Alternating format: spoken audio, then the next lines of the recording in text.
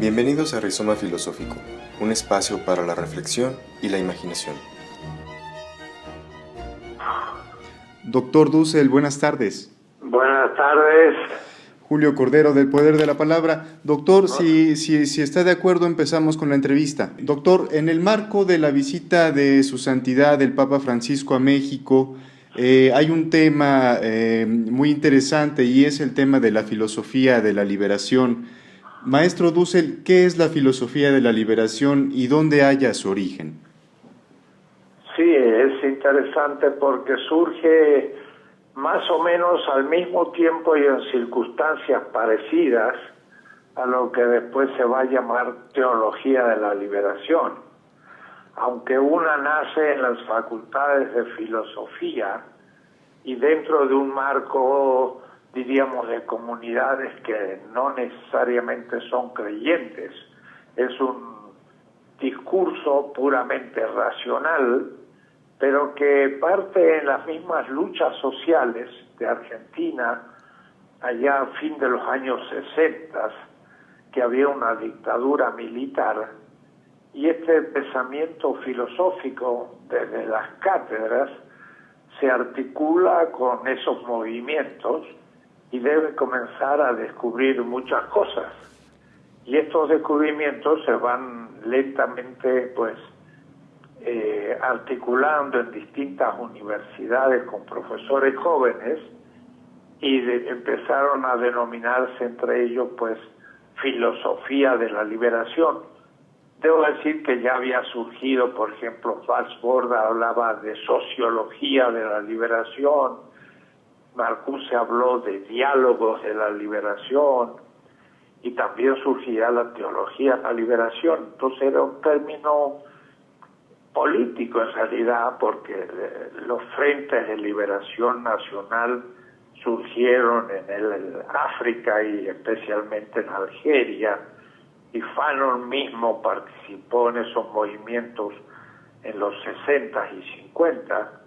Yo estaba en Francia en esa época y viví un poco el ambiente también de esos movimientos, porque algunos de mis compañeros en la Sorbona o en Alemania habían sido parte del ejército de ocupación francés y habían luchado contra la liberación de los algerinos.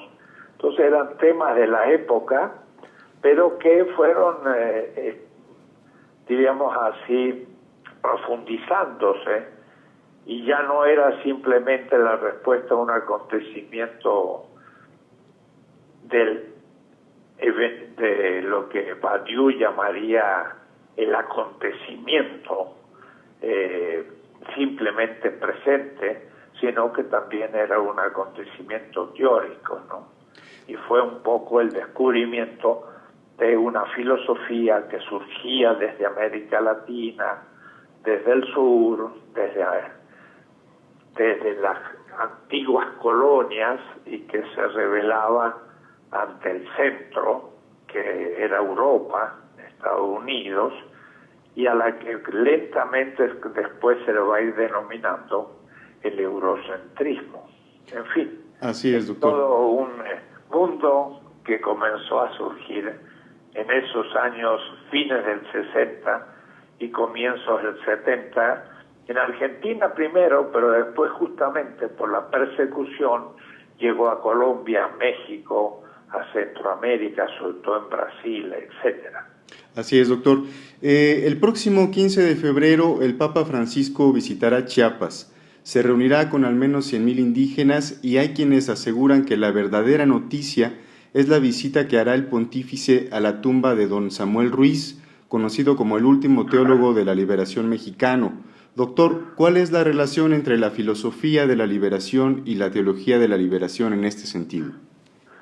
Bueno, usted dijo que Samuel Ruiz era el último teólogo de la liberación. Creo que habría que un poquito modificar eso. Sí.